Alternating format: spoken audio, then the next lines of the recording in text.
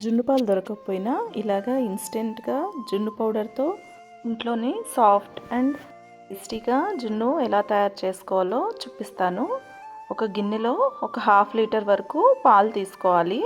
ఇది నేను full cream milk తీసుకుంటున్నాను. సో ఒక హాఫ్ లీటర్ పాలకి 100 గ్రామ్స్ జున్ను పౌడర్ దొరుకుతుంది.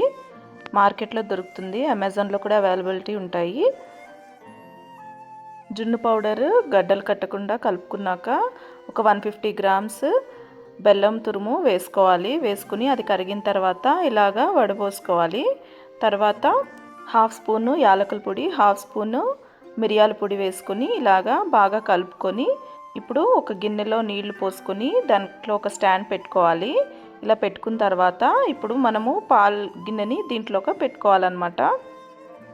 మీడియం ఫ్లేమ్లో ఒక 25 మినిట్స్ వరకు ఉడికించుకొని తర్వాత చల్లార్చుకొని ఇలాగా డిమోల్డ్ చేసుకోవాలి. దీన్ని ఇలా డిమోల్డ్ చేసుకొని ఫ్రిడ్జ్లో పెట్టుకొని బాగా చల్లగా అయిన తర్వాత సర్వ్ చేస్తే చాలా టేస్టీగా ఉంటుంది. మీరు కూడా మీ ఇంట్లో ట్రై చేసి ఎలా వచ్చిందో కామెంట్ చేయండి. ఈ వీడియో నచ్చితే like, share and subscribe. Thank you.